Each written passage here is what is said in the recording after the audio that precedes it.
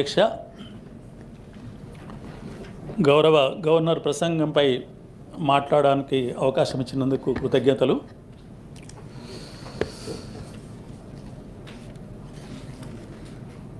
Governor గారి ప్రసంగం రాష్ట్ర ప్రభుత్వం చేస్తున్న అంశాలని ప్రస్తావిస్తూ 22 పేజీల్లోనే 63 పేరాలలో గంభీరమైన పదాలతోనే చాలా అర్థాన్ని వచ్చే రకంగా ప్రసంగం వారిది ఉన్నది. నేను అభినందిస్తున్నాను. ముఖ్యంగా లాస్ట్ పేరా 63వ పేరాలో అబ్దుల్ కలాం గారిని మాటల్ని ప్రస్తావిస్తూ కలలు కనండి, కలలను నిజం చేసుకోండి అని చెప్తూ చివరిలో let us March forward together with unity, confidence and unwavering commitment to build a Telangana that is a beacon of prosperity, equality and progress for the entire nation అనే మాటలతో ఆ ప్రసంగం ముగిసింది. చాలా గొప్ప అర్థం. Equality, prosperity, unwavering commitment. ఈ ప్రభుత్వం అందరికీ సమాన అవకాశాలు కల్పిస్తేందుకు మరొకసారి కట్టుబడి ఉందని చెప్పి ఈ ప్రసంగంలో కనిపిస్తుంది. అందుకొరకు అభినందిస్తూ నాకంటే ముందు మాట్లాడిన పెద్దలు చాలా అంశాలు మాట్లాడారు. మహాత్మా గాంధీ గారు కూడా మాటలు ఇక్కడ పేర్కొన్నారు. నిన్ను నువ్వు కనుగొనడానికి అత్యుత్తమ మార్గం ఇతరుల సేవలలో నిమగ్నం అవ్వడమే. అంటే రాజకీయాలంటేనే సమాజానికి సేవ చేయటం అనేది 3వ పేరాలో స్పష్టంగా చెప్పారు. మళ్ళీ రాజకీయాల్ని అంటే ముఖ్యంగా చట్టసభలు కానీ ప్రజాప్రతినిధులు కానీ ఆ పద్ధతిలోకి రావాలని, ముందుకు వెళ్ళాలని చెప్పి, రావాలంటే రారు, ప్రజలు కూడా అందుకు వచ్చే ప్రజాప్రతినిధులను ఎన్నుకునే రకంగా రాజకీయాలు మారాలని చెప్పి ఆ ప్రసంగంలోనే ఉందని చెప్పి నేను దాన్ని సమర్థిస్తున్నాను. మొదటి పేరాలో తెలంగాణలోని ప్రతి పౌరుని కలలు కానీ అభివృద్ధి చెంది వర్ధిల్లే విధంగా అవకాశాలను చేకూర్చాలనే నిబద్ధతకు కట్టుబడి ఉన్నట్లు గౌరవ గవర్నర్ గారు మాటలున్నాయి. అంటే ఈ ప్రభుత్వం పూర్తిగా అందరి కొరకు కట్టుబడి ఉన్నట్లు ప్రతి పేరాలో కనిపిస్తుంది. నేను ఉపాధ్యాయ నియోజకవర్గ ఎమ్మెల్సీగా ఉపాధ్యాయ రంగం, విద్యారంగం గురించి 4 మాటలు చెప్పాలనుకుంటున్నాను. ప్రసంగంలోనే 31, 32, 33, 34 ఈ 4 పేరాలలో విద్యారంగం గురించి కొన్ని అంశాలు ప్రస్తావించారు. మెస్ ఛార్జీలు, కాస్మెటిక్ ఛార్జీలు పెంపును అభినందిస్తున్న గతంలో కూడా అభినందించాను. అది ప్రధానంగా గురుకుల పాఠశాలకు సంబంధించి. అదేవిధంగా ఇంటిగ్రేటెడ్ స్కూల్ స్కీమ్ కూడా, అంటే గురుకులాలు 655 అద్దె భవనాల్లో ఉన్నాయి, వాటిని సొంత భవనాల కొరకు ఈ స్కీమ్ ప్రకటించిననేది చాలా స్పష్టంగా గతంలోనే చెప్పారు, అవసరం కూడా. అయితే ఇక్కడ నా ప్రస్తావన ఏంటంటే, తెలంగాణ రాష్ట్రంలో దాదాపు 60 లక్షల మంది పిల్లలు 1 నుంచి 10వ తరగతి వరకు ఉంటారు. వారందరిలో ఎంతమందికి మన ప్రభుత్వం చదువు చెప్పాలి? నా ఉద్దేశం అయితే అందరికీ విద్య ప్రభుత్వం అందించాలి.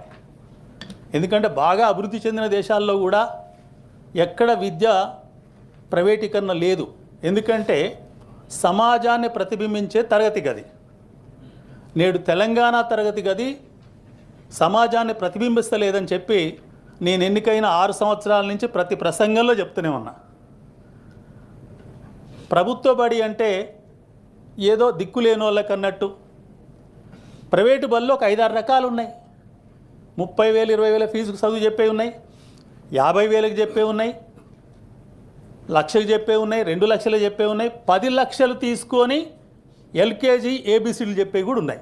10 లక్షలు తీసుకొని అంటే బాలబాలికల మనసులో మనం ఏం నూరిపోస్తున్నాం? మన రాజ్యాంగ ప్రవేశిక ఏం చెప్తుంది? సామాజిక ఆర్థిక సమానత్వం కొరకు ఈ రాజ్యాంగం పనిచేస్తుందని చెప్తుంది. అందుకు సాధన విద్య అని చెప్తుంది రాజ్యాంగంలో. డాక్టర్ బిఆర్ అంబేద్కర్ గారు ఆ మాట చెప్పారు. కానీ విద్యలోనే అంతరాలు సృష్టించి విద్యలోని అంతరాలు వచ్చినాక ఇక సమానత్వం కొరకు పోరాడే సిటిజన్స్ తయారవుతారా? పౌరులు తయారవుతారా? విద్యలోనే ఆ బాల్య దశలోనే నేను సమానం కాదు, అందుకనే నేను ప్రభుత్వ పడిపోతున్నా, అందుకనే నేను 30,000 పడిపోతున్నా, అందుకనే నేను 10 లక్షల బడిలో చదువుతున్నా. ఇది నేటి సమాజంలో బడి. దీన్ని మనం సరిచేయకపోతే, ఇదే విధంగా ఉంటే ఈ సమాజం గవర్నర్ ప్రసంగంలో పేర్కొన్న ఇంక్లూజివ్ గ్రోత్ కానీ సమానత్వం కానీ ఇవన్నీ సాధించడం సాధ్యం కాదు. అందుకొరకు అవసరమైన చర్యలు తీసుకోవాలి. గతంలో కూడా గురుకులాలే సర్వస్వం అన్నట్టు చెప్తే నేను అనేక సందర్భాల్లో చెప్పాను. అన్ని గురుకులాల్లో కలిపి 4,50,000 మంది పిల్లలే చదువుకుంటున్నారు 60 లక్షలలో. మరి మిగతా 55 లక్షల సంగతి ఏంటి? అందులో చాలామంది ప్రైవేట్ స్కూళ్ళలో చదువుతున్నారు. ఇప్పుడైతే ఈ విద్యా సంవత్సరానికి వచ్చే వరకైతే 58% మంది, 100 మంది పిల్లలలో 42 ప్రభుత్వ స్కూళ్ళలో ఉంటే 58 మంది ప్రైవేట్ స్కూళ్ళలో ఉన్నారు. ఇది తెలంగాణ ఏర్పడ్డ కానుంచి 2014-15 నుంచి వేగంగా పడిపోతుంది. తెలంగాణ ఏర్పడ్డప్పుడు మన ప్రభుత్వ బళ్ళలో, ముఖ్యంగా ప్రభుత్వ, జిల్లా పరిషత్తు, మండల పరిషత్తు, గిరిజన సంక్షేమ బళ్ళలో కలుపుకుంటే 24,85,000 మంది చదువుతుండే. అది ఈ విద్యా సంవత్సరానికి వచ్చే వరకు 16,85,000 పడిపోయింది. అంటే 8 లక్షల మంది విద్యార్థులు ఈ 11 విద్యా సంవత్సరాల్లో తగ్గుకుంటూ వచ్చారు. వీటిని పట్టించుకోలే.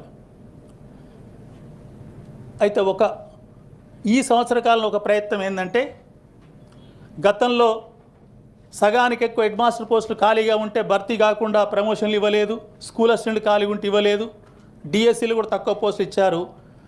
మొన్న జరిగిన ప్రమోషన్లలో అన్ని హై స్కూల్కి హెడ్ మాస్టర్ పోస్టులు ఇచ్చారు.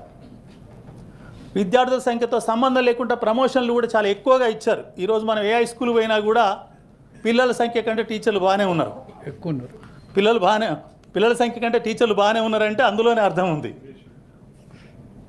తర్వాత 5,000 మంది సరిపోతారని చెప్పి గత ప్రభుత్వం అనుకుంటే 11,000కు డిఎస్సీ వేసి 10,000 పైచులకు నియామకాలు చేశారు. ఇవి అనుకూలం. వాళ్ళందరికీ ఆ నియామక పత్రాలు ఇచ్చేటప్పుడు సమావేశం పెట్టి ఒక మాట కూడా చెప్పారు, మీ బళ్ళల్లో పిల్లలు తక్కువ పెంచుకోవాలనేది. ఇక్కడ పిల్లలు పెంచే పని కానీ, బడిని నిలబెట్టే పని కానీ ఒక టీచర్కి వదిలేయద్దు. టీచర్ను కాదను, టీచర్ బాధ్యత ఉంది, అత్యధిక బాధ్యత టీచర్దే. కానీ విద్యాశాఖ మంత్రి నుంచి, ఇప్పుడు విద్యాశాఖ మంత్రి గారంటే మన గౌరవ ముఖ్యమంత్రి గారే, వారి నుంచి టీచర్ వరకు అందరూ ప్రయత్నం చేసి రేపు రాబోయే విద్యా సంవత్సరంలో పిల్లల సంఖ్య పెంచితేనేమో ఈ డిఎస్సిలో టీచర్లు నింపినందుకు, పదోన్నతులు ఇచ్చినందుకు సార్థకత చేకూరు తప్ప మళ్ళీ దాన్ని వదిలేస్తే మాత్రం వృధాగా, అంటే ఖర్చు వృధా అవుతున్నట్లు లెక్క, ఇంకోటి కాదు. దాని కొరకు ప్రయత్నం జరగాలి. దాని కొరకు ప్రయత్నం జరగాలి అన్నప్పుడు ఇప్పుడు young India residential school buildings అయితే అదేమైనా ఆ గురుకులాల వరకే. ఇప్పుడు ఇంకొకటి విద్యా కమిషన్ ఏర్పాటు చేయటాన్ని అభినందించాను, ఇప్పుడు కూడా అభినందిస్తున్నాను.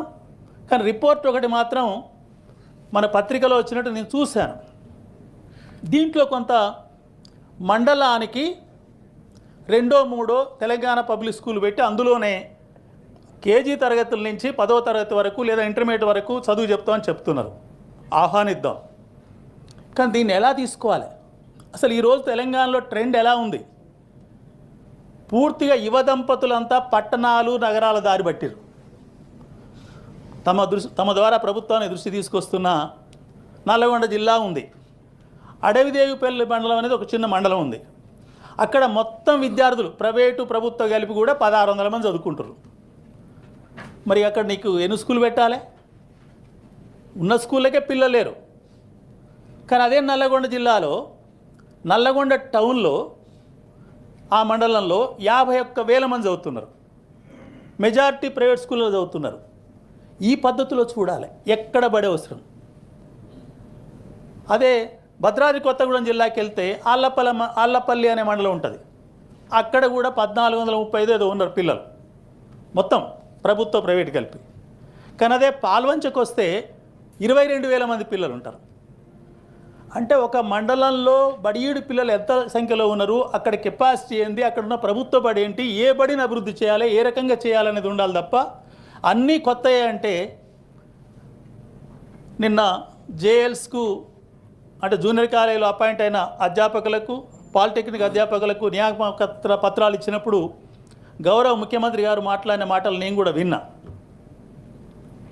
తెలంగాణ రాష్ట్రంలో 6,500 కోట్లు జీతాలకు పోతున్నాయి, 6,500 కోట్లు అప్పులకు పోతున్నాయి, ఇంకా 5,000 వస్తుంటే ఈ ఆశాలు ఇవన్నీ స్కీములు వీడికి కిందికి మీదికి అవుతున్నాం అని చెప్పారు. వాస్తవం కూడా. మరి ఇలా ఉన్నప్పుడు ఇటు మనం ఇంటిగ్రేటెడ్ హై స్కూల్ బిల్డింగ్ల కొరకు 11,500 కోట్లు కావాలి. విద్యా కమిషన్ చైర్మన్ గారు చూపించిన దాని ప్రకారం దాదాపు 30,000 కోట్లు 2 రకాలు చూపెట్టిండు. మండలానికి 2 లేదా 3 ఈ స్కూల్ అని చెప్పి 22,792 కోట్లు అన్నారు. ఇంకా ఫౌండేషన్ స్కూల్స్ అంటే నర్సరీ, ఎల్కేజీ, యూకేజీ 1-2 కలిపి వాటికొక 8,000-9,000 కోట్లు అన్నారు. ఇవన్నీ ఇప్పుడు డబ్బులు అనేది కూడా అసలు ఇప్పుడు ఉన్నదాన్ని మేనేజ్ చేయటమే కష్టమైన రీతిలో ఉంది. ఇది ఎందుకు ఇలా ఆర్థిక విషయాలైనాయి అనేది చాలాసార్లు చర్చించుకున్నదే. కాబట్టి ఉన్న ఆర్థిక విషయాలలో ఉన్నదాన్నే ఇప్పుడు చాలా హై స్కూళ్ళకు పెద్ద పెద్ద స్థలాలు ఉన్నాయి, తెలియనిది ఎవరికి కాదు, బిల్డింగులు ఉన్నాయి. ఉన్న స్థలాలను, ఉన్న టీచర్లను, ఉన్న వనరులతోనే ఏదో అదనంగా కొంచెం పెట్టి ఎక్కువ మందికి ఎలా చదువు చెప్పాలని ఆలోచన చేస్తే తప్ప ఉన్నది ఎటన్నా పోని కొత్త తీసుకురావాలంటే మాత్రం మళ్ళీ ఈ 10 ఏళ్లలో ఏం జరిగిందో అదే జరుగుద్ది తప్ప అంతకంటే వేరే జరగదు అనేది ఆర్థిక విషయాలు గమనించిన వ్యక్తిగా, అన్ని విషయాలు గమనిస్తున్న వ్యక్తిగా తమ ద్వారా ప్రభుత్వానికి తెలియజేస్తున్నా. ఎందుకంటే సమగ్ర సుసంపన్నమైన అభ్యాస వాతావరణాన్ని సృష్టించాలనేది ఓ వాక్యం చెప్పారు. సుసంపన్నమైన అభ్యాస వాతావరణం అనేది సమాజంలోని అన్ని రకాల పిల్లలు ఒకే తరగతి గదిలో ఉన్నప్పుడు మాత్రమే సాధ్యమైంది. ఆర్థికంగా ఇట్లా వాళ్ళ ఆర్థిక స్థితిని బట్టి రకరకాల పాఠశాలలు, రకరకాల తరగతి గదులు ఉంటే అది ఎప్పుడు కూడా సమాజంలో సుసంపన్నమైన అభ్యాసాన్ని ముందుకు తీసుకురాదు. ఈరోజు మనం చూస్తున్నాం. గతంలో సివిల్ ఆఫీసర్స్ వచ్చినప్పుడు చాలా రకాలుగా ఎంత డెడికేటెడ్గా ఉందో నేను చదువుకున్నప్పుడు చూశాను, మొదటి ఉద్యోగ దశలో చూశాను. ఇప్పుడు చాలా మార్పు వచ్చింది. అప్పుడప్పుడు అంటుంటే వింటున్నాం ఏసీ గదులు వదిలి వెళ్ళలేరా అనేది కూడా. అంటే ఎందుకు వచ్చింది ఇది? తరగతి గది మారింది. అక్కడ వారు చదువుకున్న తరగతి గది మారింది. ఆ గది నుంచి వచ్చిన అతను ఆ గదిలోనే ఉంటుండు తప్ప సమాజంలోకి పోవడం కష్టంగా మారుతుంది. కాబట్టి ఇప్పటికైనా ఈ ప్రభుత్వం, ప్రతిపక్షం కావచ్చు, అందరం కలిసి తరగతి గది సమానంగా ఉండే ప్రక్రియకు పూనుకోకపోతే ఈ సమాజాన్ని మనం బాగు చేయలేము, ముందుకు తీసుకెళ్ళిపోలేము అనేది వాస్తవిక దృశ్యం. ఇది అందరూ కూడా ఆలోచించాలని చెప్పి తమ ద్వారా విజ్ఞప్తి చేస్తున్నా. ఇక అక్కడ ఈ మధ్యకాలంలో యూజీసీ డ్రాఫ్ట్ రూల్స్ అని, అంటే ప్రొఫెసర్ను, అసిస్టెంట్ ప్రొఫెసర్లను, వీసీలను ఎట్లా నియమించాలన్నది ఒక డ్రాఫ్ట్ రూల్ ప్రొసీడింగ్స్ ఇచ్చింది యూజీసీ వాళ్ళు. వాస్తవంగా 72 సవరణ కంటే ముందు 75లో విద్య రాష్ట్ర జాబితాలోనే ఉండేది. తర్వాత వచ్చిన సవరణలో ఉమ్మడి జాబితాలోకి వచ్చింది. ఇప్పుడు నూతన విద్యా విధానం 2020 తీసుకొచ్చి అసలు విద్యారంగం మొత్తం కూడా కేంద్రం పెత్తనంలోకి తీసుకుపోయే ప్రయత్నం చేస్తుంది. అందులో భాగంగానే వీసీలను అపాయింట్ చేసే సర్చ్ కమిటీకి ఛాన్సలర్ అంటే ఎవరు? ఇప్పుడు గవర్నర్ గారు ఛాన్సలర్ అవుతారు. వారు నామినీ చైర్మన్గా ఉంటారు. యూజీసీ చైర్మన్ యొక్క నామినీ సభ్యుడిగా ఉంటారు. ఇంకొక ఆయన యూనివర్సిటీ కౌన్సిల్ నియమించే నామినీ ఇంకో సభ్యుడిగా ఉంటారు. అంటే ఇద్దరు కేంద్ర ప్రభుత్వం నియమించే వాళ్ళే. స్టేట్ గవర్నమెంట్ డబ్బులు పెట్టి స్టేట్ గవర్నమెంటే చట్టం ప్రకారం ఒక యూనివర్సిటీ ఏర్పాటు చేస్తే దానికి వీసీని నియమించే అధికారం కూడా లేకుండా కేంద్ర ప్రభుత్వం అట్టించి వస్తుంది. మన బడ్జెట్లో చూసాం. గత ప్రభుత్వాలలో కేంద్రంలో బడ్జెట్లో కొఠారి కమిషన్ గొప్ప సూచన చేశారు, అందరికీ తెలుసు. విద్య కొరకు కేంద్ర ప్రభుత్వం 10% తమ బడ్జెట్లో ఇవ్వాలని. కానీ ఏనాడు కూడా ఇవ్వలే. అప్పుడప్పుడు 4% వరకు పోయారు గత ప్రభుత్వాలు. కానీ ఇప్పుడున్న కేంద్ర ప్రభుత్వం ఎక్కడికి వచ్చింది? పోయిన సంవత్సరం 2.5% వచ్చింది, ఇప్పుడు 2.4% తగ్గుతుంది తప్ప పెరుగుడు లేదు. కానీ అదే నూతన విద్యా విధానంలో ఏం చెప్తుండ్రు? ఇప్పుడు నూతన విద్యా విధానం వచ్చినాక తెలంగాణ పేరెంట్స్ మీద ఇంకా బరువు పెరిగింది. గతంలో ప్రీ ప్రైమరీ అంటే ఎల్కేజీ యూకేజీ ఉండేది. ఇప్పుడు నూతన విద్యా విధానంలో ఏం చెప్పారు? Nursery, LKG, UKG, first class అని చెప్పారు. ఇప్పుడు అన్ని ప్రైవేట్ స్కూల్ నర్సరీ కూడా పెట్టినాయి. 3 ఏళ్ళు అంటే 1వ తరగతి రాకముందే 3 ఏళ్ళు చదువు చెప్పియాలి. ఎంత ఖర్చు అవుతుంది, ఎన్ని వేలు తీసుకుని ఎన్ని లక్షలు తీసుకుంటారో మాకు తెలియదు కాదు. అంటే పూర్తిగా ప్రైవేటీకరణ కొరకు నూతన విద్యా విధానం పనిచేస్తుంది. దీంట్లో కొన్ని రకాల గ్రాంట్స్కు ఆశపడా, లేకపోతే నూతన విద్యా విధానం అమలు చేస్తున్నామా ఈ రాష్ట్రంలో లేదా అంటే కొంచెం డైలమాలోనే ఉంది. ఈ డైలమాల నుంచి తేరుకోవాలి. మన రాష్ట్రానికి, మన దేశానికి రాజ్యాంగంలోని రాజ్యాంగ సూత్రాలకు అనుగుణంగా ఎటువంటి విద్యా విధానం అమలు చేద్దాం? ఎందుకు కేంద్రం గ్రాంట్ ఏదో కొట్లాడదాం? ఎందుకంటే కేంద్రానికి సొంత మనుషులు ఎవరైనా ఉన్నారా? జిఎస్టీ మొత్తం రాష్ట్రాలు కడితేనే కదా పోయేది. సొంత జనాభా కేంద్రానికి ఏమన్నా ఉందా? రాజ్యాంగం ప్రకారం సుప్రీంకోర్టు తీర్పు ఏం చెప్పింది? రాష్ట్రాలు వాస్తవం, కేంద్రం మిథ్య. కానీ ఇప్పుడు తలకిందులవుతుంది. కాబట్టి ఇటువంటి అంశాలన్నింటినీ పెద్ద ఎత్తున చర్చించవలసిన అవసరం ఉంది. ఎందుకంటే ఇక్కడ కుర్చీలాట ఆడుకోవచ్చు. ఎందుకంటే అధికార కుర్చీ, ప్రతిపక్ష కుర్చీ బాగా అనిపిస్తుంది నాకైతే.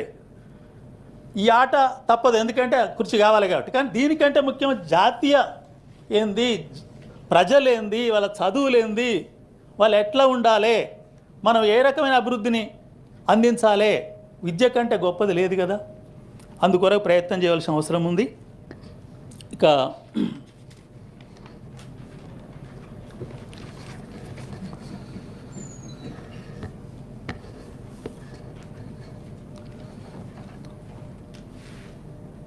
అమ్మ ఆదర్శ పాఠశాల కమిటీల ద్వారా అన్ని రకాల పాఠశాలలో కనీస అవసరాలు తీర్చేందుకు ప్రయత్నం జరిగింది. ఇక్కడ మరొకసారి నేను, ఎందుకంటే గతంలో గ్రామ పంచాయతీలు, మున్సిపాలిటీలు, కార్పొరేషన్లే బళ్ళలో పరిశుభ్ర కార్యక్రమాలు, సర్వీస్ పనులు చేయాలంటే అది సాధ్యం కాదని నేను మొదటి రోజున చెప్పాను. చివరికి ప్రభుత్వం కొంత డబ్బు ఇస్తున్నది. పిల్లల సంఖ్యను బట్టి 3,000 నుంచి 20,000 కూడా, 750 మంది పైగా పిల్లలు ఉంటే ఒక్కొక్క స్కూల్కి 20,000 రూపాయలు ఈ మెయింటెనెన్స్ కొరకు వస్తుంది. కరెంటు బిల్లు ఒకటి వెసులుబాటు కలిగించింది. ఈ 2 చాలా మంచి అంశాలు. ఈ 2 పదోన్నతులు, డిఎస్సి, ఈ 3 అంశాల ఆధారంగా జిల్లా పరిషత్తు, మండల పరిషత్తు, ప్రభుత్వ గిరిజన సంక్షేమ స్కూల్ని ఎట్లా అభివృద్ధి చేయాలనేది ఓ చర్చ పెట్టాలి తప్ప మళ్ళీ కొత్త బడి ఎట్లా కట్టాలనేది ముందుకు తీసుకొస్తే పాతబడి ఇంకా మూతబడిపోద్ది. పాతబడి మూత పెట్టకుండా పాతబడినే ముందుకు తీసుకుపోవచ్చు. నిజంగా కొత్తబడి ఎక్కడ అవసరం? ఇప్పుడు నేను చెప్పాను కొన్ని సంఖ్యలు. మనకు హనుమకొండ ఉంది.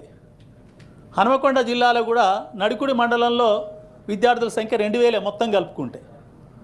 కానీ అది హనుమకొండ మండలంలో 54,000, 55,000 మంది ఉన్నారు. అక్కడ కొత్త బళ్ళు కావాలి. నడికూడలు అవసరం లేదు. నడికూడే కాదు, ధర్మసాగర్లు అవసరం లేదు, వేలేరులు అవసరం లేదు, ఎక్కడ అవసరం లేదు. అవసరం ఏడుందంటే హనుమకొండలో అవసరము, కాజీపేటలో అవసరము. అదే భూపాలపల్లి జిల్లాకు పోతే ఎక్కడ బడి అవసరం లేదు. భూపాలపల్లి కూడా అవసరం లేదు. ఇప్పుడు అన్ని బళ్ళు ఉన్నాయి అక్కడ. ఏది గిరిజన సంక్షేమ ఆశ్రమ పాఠశాలలు, జిల్లా పరిషత్ స్కూళ్ళు ఇవన్నీ కలుపుకుంటే ఆడ పిల్లలు ఇంకా పిల్లల సంఖ్య తక్కువ ఉంది.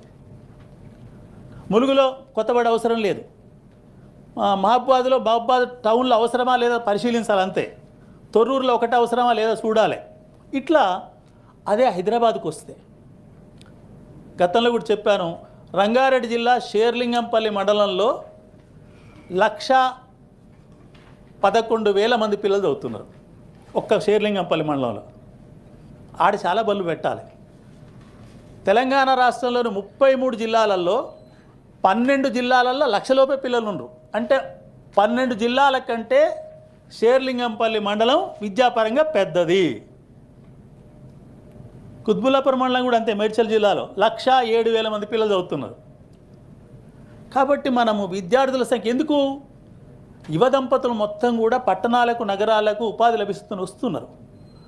ఆ పద్ధతిలో ఆలోచన చేసి బళ్ళు ఏ రకంగా పెట్టాలి, ఏం చేస్తే బాగుంటుంది అనేది ఆలోచన చేస్తేనేమో సరి అయిన పద్ధతిలో ఉంటుంది. అయితే గతంలో కూడా చెప్పాను నేను, గత ప్రభుత్వం మన ఊరు మన బడి స్కీమును ప్రారంభించింది. ప్రారంభించినప్పుడు సరే కొన్ని కార్యక్రమాలు అమలైనాయి. నేను ఇప్పుడు ఈ ప్రభుత్వాన్ని కోరేది ఏమంటే, ఎక్కడైతే మన ఊరు మన బడి స్కీములో ఆ బళ్ళు సెలక్షన్లో చాలా తేడాలు ఉన్నాయి, నేను మాట్లాడిన గతంలో కూడా. కానీ ఇప్పుడు ఎక్కడైతే హై స్కూల్లో డైనింగ్ హాల్ ప్రారంభమైంది, కప్పేసిరు, దానికి తలుపులు పెట్టలేదు, ఏం పెట్టలేదు, ఫ్లోరింగ్ చేయకుండా ఆగిపోయినాయి. కొన్ని బళ్ళల్లో కరెంటు లైన్ సరిచేద్దామని చెప్పి కరెంటు లైన్ పగలగొట్టిర్రు, అక్కడ ఆగిపోయింది. కొన్ని బళ్ళల్లో టాయిలెట్స్ ఇస్తే టాయిలెట్ సగాన కట్టి ఆగిపోయినాయి. వీటన్నిటిని పూర్తి చేయమని చెప్పి ఈ ప్రభుత్వానికి నేను విజ్ఞప్తి చేస్తున్నా. ఎందుకంటే అవి అర్ధాంతరంగా ఆగిపోవటం వల్ల అది సగం డబ్బులు వినియోగం కావటం వల్ల అట్లా మనం వదిలేయటం మంచిది కాదు.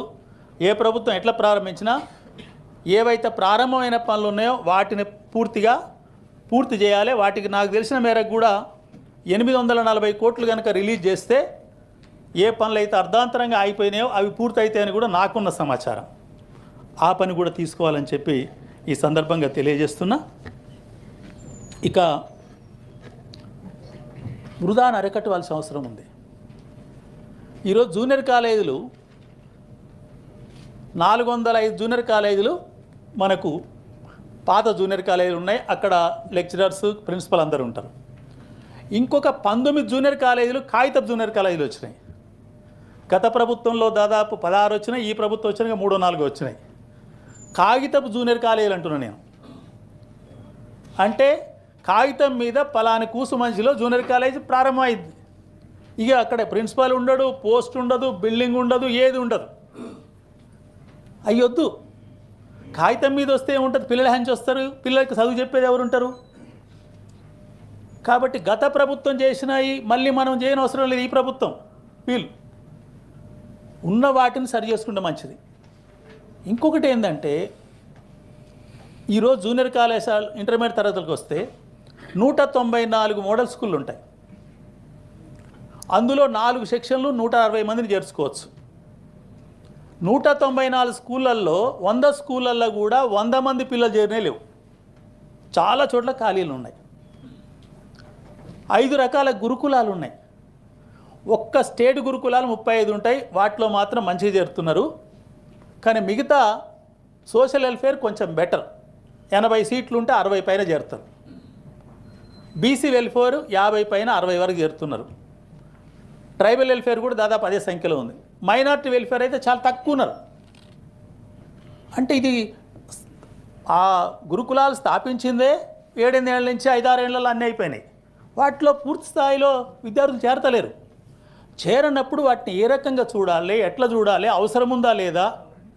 ఎందుకంటే ఇక్కడ బేసాలు ఏది ఏమవుతుందంటే, బడి మూసేస్తే అది పాలక పార్టీగా ఉన్న వాళ్ళ మీద నిందేసేటట్టు, ప్రతిపక్షంలో ఉన్న వాళ్ళు అది ఎవరు ఏదున్నా, ఎందుకంటే నేను 20-30 ఏళ్ళని చూస్తున్నా. కానీ ఇటువంటిది వచ్చినప్పుడు ఇది సమాజం యొక్క డబ్బు వృధా అవుతుంది, మనం కట్టే పన్నులు వృధా అవుతున్నాయి. కాబట్టి కొన్ని అవసరం లేని తప్పనిసరిగా అందరం అంగీకారంతో మూసేయవలసి వస్తే మూసేయాలి, అవసరం ఉన్న కాడ ఓపెన్ చేయాలి. కానీ ప్రతిదీ రాజకీయం కొరకు ఉపయోగించడం వల్ల ఇది చాలా ఇబ్బందిగా వస్తుంది. దీనికి మీకు ఇంకొక మాట చెప్పడం తప్పు కాదనుకోండి మీ ద్వారా. మన తెలంగాణ రాష్ట్రంలో 18,000 ప్రైమరీ స్కూల్స్ ఉంటాయి, 1 నుంచి 5 వరకు. అందులో 4,400 స్కూళ్ళల్లో 10 లోపే పిల్లలు ఉంటారు. 10 లోపే అంటే అందులో 1882 స్కూళ్ళల్లో జీరో స్కూల్స్ ఉన్నాయి. జీరో స్కూల్ ఎందుకు ఉన్నాయంటే కూడా ఇలా అక్కడ మనం మళ్ళీ ఓపెన్ చేసినా 2-3 కంటే చేరరు. నేను ఇప్పుడేం చెప్పాను, యువ దంపతులంతా పట్టణాల దారి పడుతుర్రు. కొన్ని గ్రామాలలో పోయి చూస్తే తమరు కూడా చూడొచ్చు, అందరం చూద్దాం. 50 ఏళ్ళ పైనోళ్ళు తప్ప అసలు 50 ఏళ్ళ లోపల అక్కడ కనిపించరు. కనిపించరు.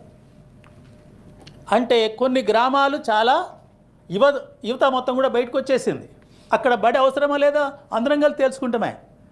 నేను గతంలో కూడా చెప్పాను, పలాని స్కూళ్ళ గ్రామాలలో బడిఈడి పిల్లలు 12 మంది ఉన్నారు, బడిలోనేమో 3 ఉన్నారు. ఈ బడిని నడుపుదామా వద్దా, గ్రామస్తులతో చర్చ పెట్టండి అని చెప్పిన నేను.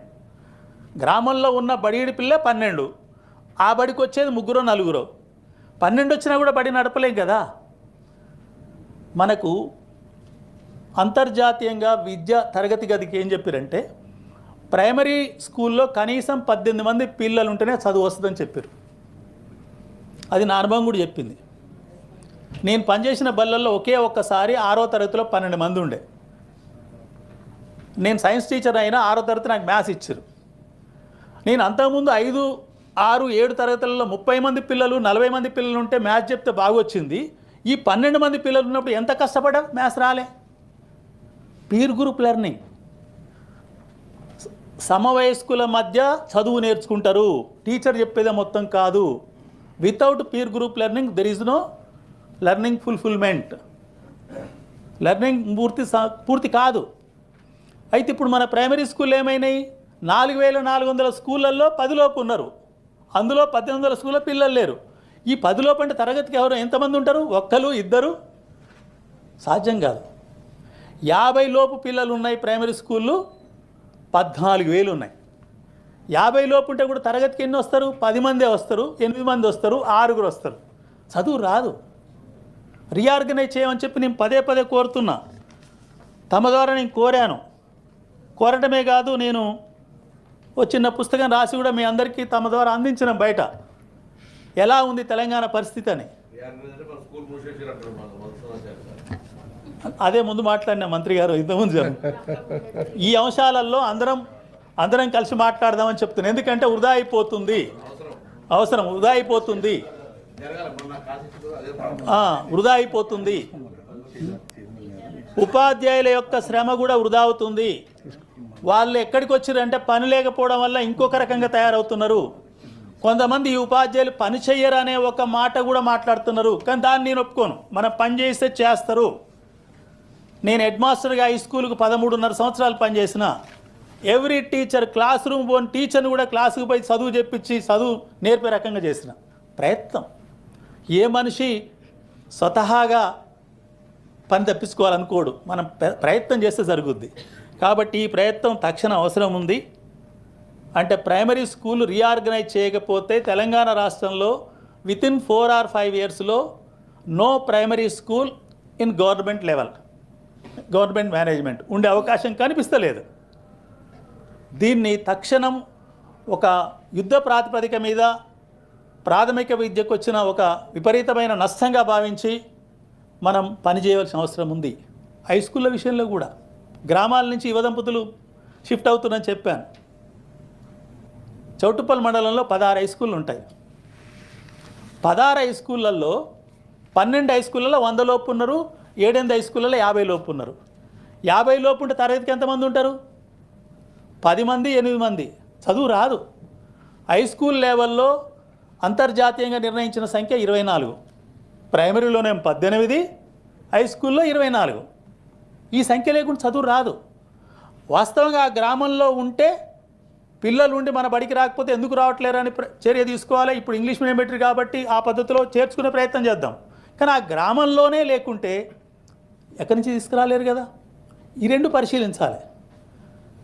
నేను గతంలో 2 ఏళ్ల కింద ఒక సూచన చేశాను. పోయిన సంవత్సరం కూడా ఈ ప్రభుత్వానికి కూడా సూచన చేయాలనుకుంటే అప్పుడు పార్లమెంటరీ ఎన్నికల కోడ్ ఉంది, జూన్ 13 వరకు కోడ్ ఉంది.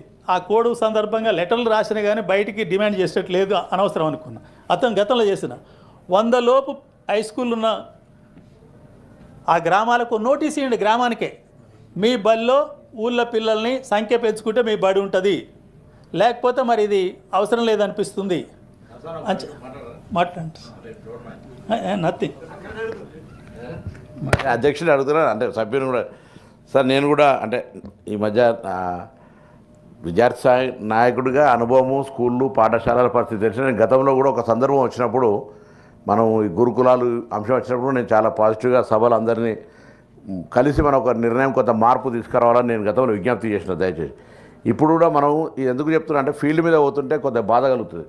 ట్రైన్డ్ టీచర్స్, మా హైయెస్ట్ శాలరీస్, ఇన్ఫ్రాస్ట్రక్చర్ కూడా 10 ఎకరాల స్కూల్ జాగా ఉండి, తరగతి గదులు ఉండి, పిల్లలు లేక వీళ్ళు నిజంగానే చదువు చెప్పగలిగే శక్తిని చదువు చెప్పలేని వాళ్ళుగా క్రిటిసైజ్ చేయబడుతూ ఈ పరిస్థితి అట్మాస్ఫియర్ను దిద్దాలంటే కొంచెం నాన్ పొలిటికల్గా పెద్దల సభ కాబట్టి ఇక్కడ నుంచి ఒక మార్గం పోతే బాగుంటుంది. ఆనాడు కూడా నేను ఇటువంటి మాట అక్కడ మనం చెప్పలేం కావచ్చు, వినరా వేరు వచ్చారు. ఇక్కడ కొంత అందుకు సంబంధించి అవకాశం ఉంది కాబట్టి వారు ఇచ్చినటువంటి మాటను తీసుకొని స్ఫూర్తిగా నేను దయచేసి అధ్యక్ష, ఈ అంశం తీసుకున్నట్టయితే ప్రభుత్వ పాఠశాలలు స్ట్రెంత్ లేకుండా అధ్యాపక వర్గం, నా దగ్గర ఒక నవాబ్పేట అని విలేజ్ ఉంది చిగురుమాడు మండలంలో, 50 మంది పిల్లలు ఉన్నారు, 10 మంది టీచర్లను తప్పు పడతలేను.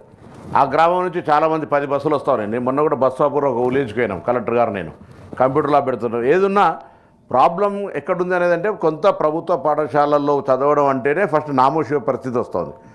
మీరు అన్నట్టుగా పాఠశాల మీరు పిల్లలందరినీ ఇక్కడ జాయిన్ చేసుకుంటే స్కూల్ ఉంటుంది, ట్రాన్స్ఫర్స్ అంత ఇచ్చి గతంలో మొత్తం మా కరీంనగర్ టౌన్ ఉంటే మంకమోతోటలో ఒక ధనగరవాడ స్కూల్ ఉంటుండే, ఒక కుమరవాడ స్కూల్ ఉంటుండే, ఒక గంజాయి స్కూల్ ఉంటుండే, ఒక government high school, 4 high schools ఉంటుండే. అందరు అక్కడికి పోయి చదువుకుందరు.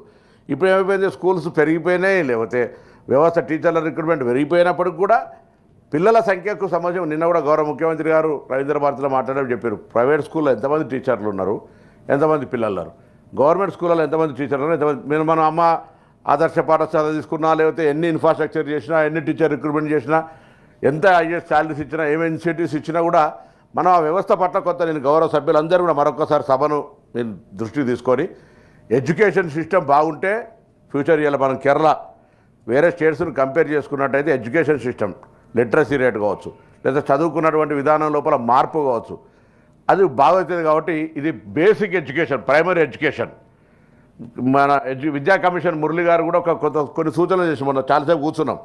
వారు ఉన్న స్కూల్ను పెట్టి దానికి బస్ సిస్టమ్ పెట్టి గవర్నమెంట్ స్కూల్ మండల కోర్టు తీసుకొని ఏదో ప్లాన్ చేస్తూ ఉన్నారు. ఏది చేసినా ఏం చేసినా కొంత ఆలోచన మనందరం కూడా కర్లి పెద్దలు మధుసూదనాచారి గారు, లేదా ఇక గ్రామీణ ప్రాంతాలు, ఎందుకంటే కొంత ఎక్కడికో మైగ్రేషన్ అవి చదివించే వాళ్ళు ఉన్నారు, అండర్ గ్రాడ్యుయేషన్ అమెరికాలో చదివించడం ఉన్నారు. వాళ్ళ గురించి కాదు మన బాధ, వాళ్ళ గురించి మనం చర్చ చేసే అంశం కొరకు కాదు.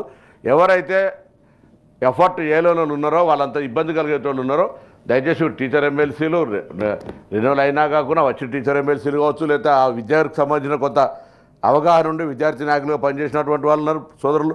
కొంత అందరం కూడా కలిసి సభలో ఉన్నటువంటి వాళ్ళని కూడా ఒక మంచి మార్గదర్శకత్వం సభ ద్వారా, ఈ పెద్దల సభ ద్వారా తెలంగాణ రాబోయే కాలంలో విద్యా వ్యవస్థకు సంబంధించి ఒక మంచి అందరం కలిసి అందరూ ఆమోదయోగ్యంగా వానక్క గారు కొంత చొరవ చూపెట్టి పెద్ద మనిషి చేసుకొని పోతే బాగుంటుంది. ఆనాడు మనం మన గౌరవ ప్రధానమంత్రి గారు ఈ నవోదయ విద్యాలయాలు తీసుకొచ్చేట్లయితే ఒక ఎడ్యుకేషన్ సిస్టంలో కొంత రిఫార్మ్ అయిందో అట్లా కొంత ఇక్కడ నుంచి మనం మార్గదర్శనం చేస్తే బాగుంటుందని నేను మీ అందరూ కూడా ఈ సభ ద్వారా విజ్ఞప్తి చేస్తాను.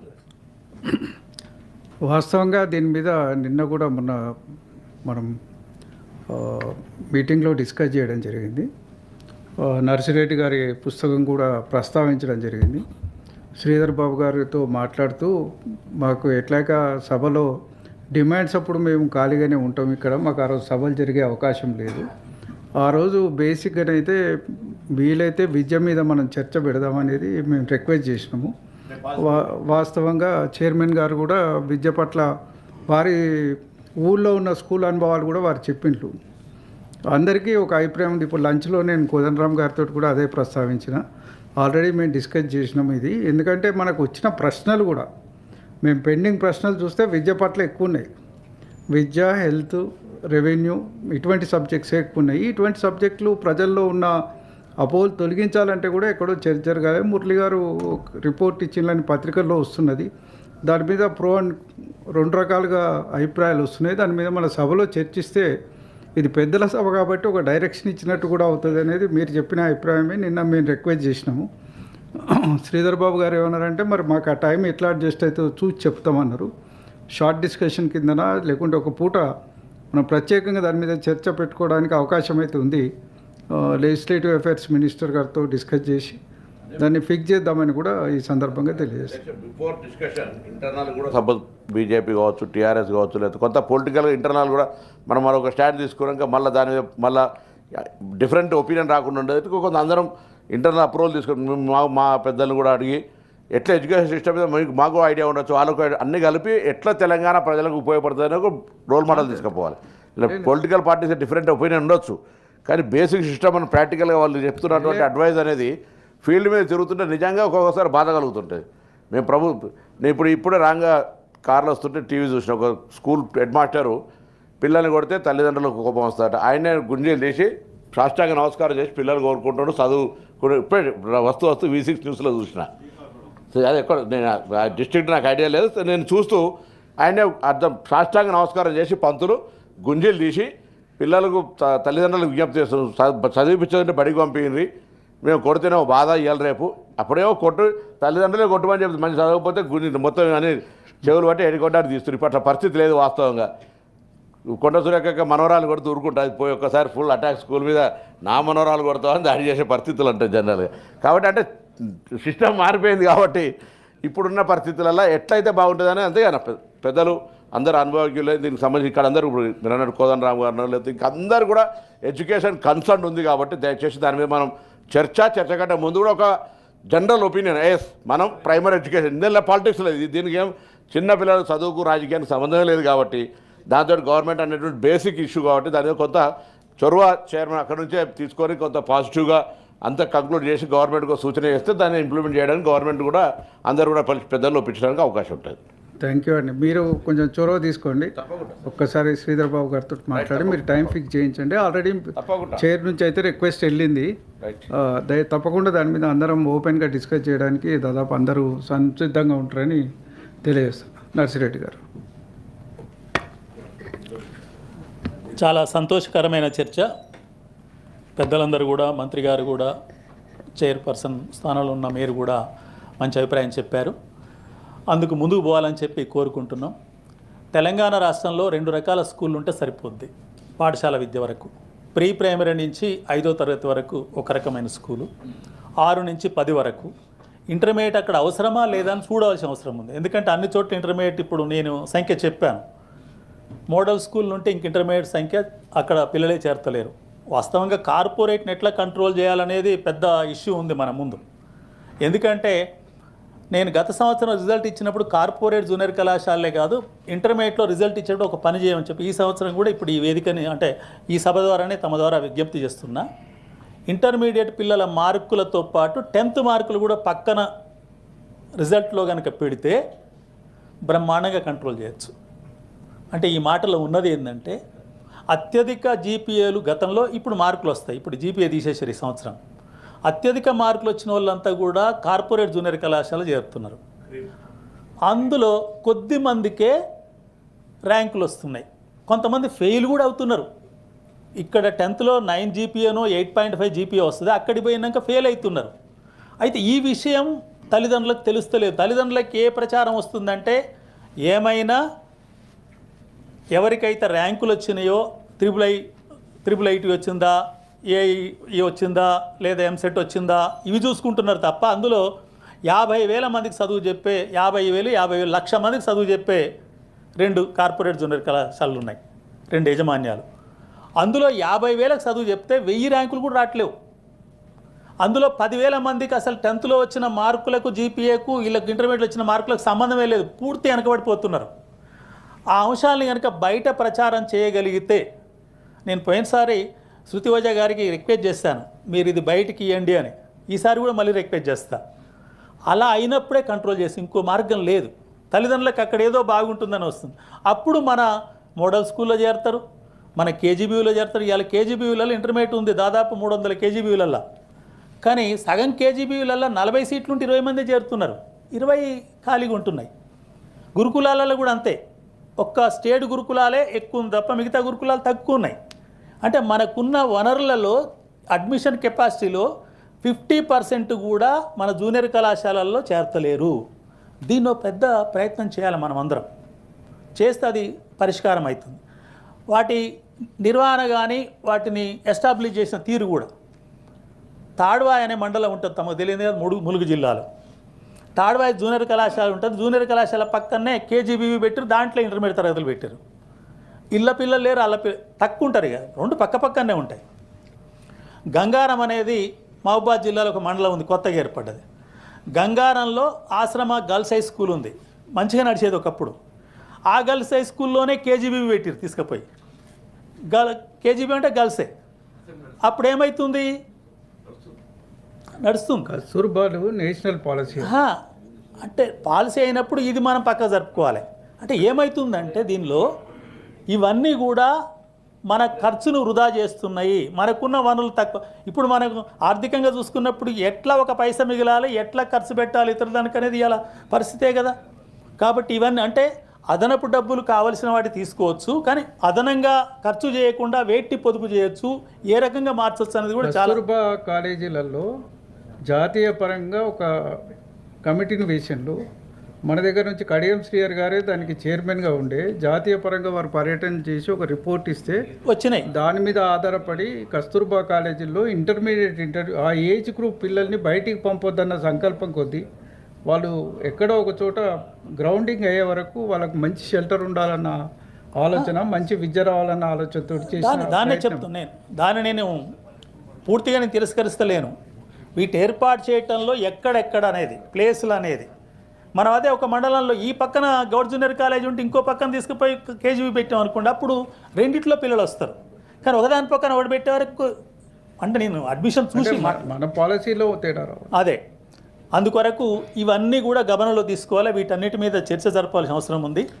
ఇది విద్యారంగం మీద నాకున్న అభిప్రాయం. ఇది డిగ్రీ కళాశాలలు కానీ యూనివర్సిటీల విషయంలో కూడా ప్రయత్నం చేయాలి.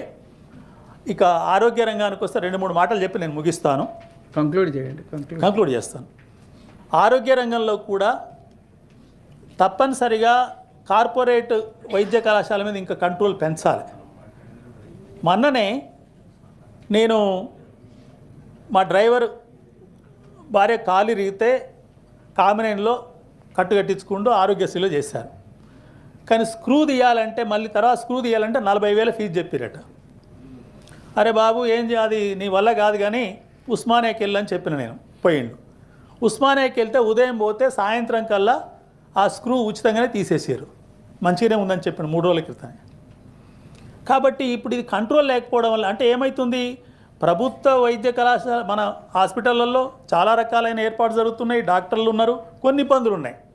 అక్కడ ఆపరేషన్ థియేటర్ కానీ కొంత మెరుగుదల చేయాల్సి ఉంది. వీటిలో కూడా మనం కొంచెం ప్రయత్నం చేస్తే ప్రభుత్వ వైద్య రంగానికి అందరికీ అందించే అవకాశం ఉంటుంది.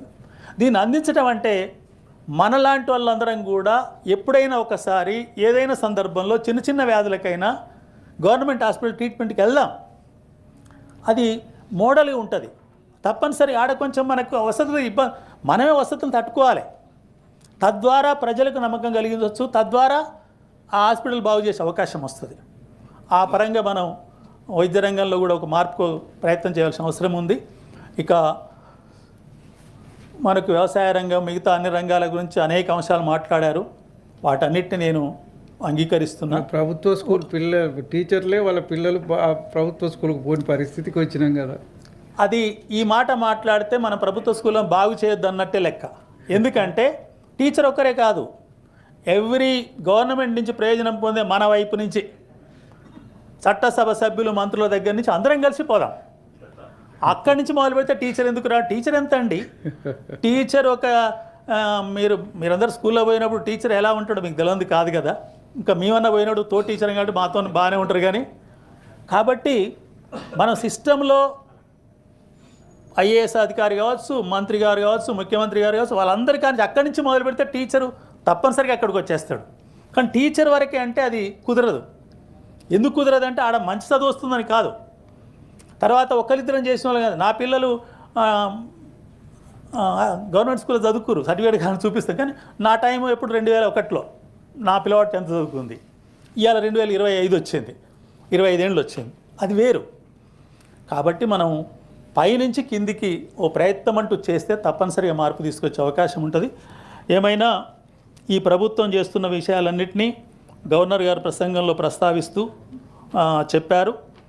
మంచి గంభీరమైన మాటలతో కమిట్మెంట్ మేము కట్టుబడి ఉన్నామని కూడా తెలియజేశారు. అవి కట్టుబడి ఉండి అభివృద్ధిలోకి తీసుకురావాలంటే మాత్రం పని విధానంలో ఇంకా సంపూర్ణమైన మార్పులు, సమూలమైన మార్పులు చేయవలసిందని భావిస్తూ ఈ ప్రసంగానికి కృతజ్ఞత తెలుపుతూ ముగిస్తున్నాను.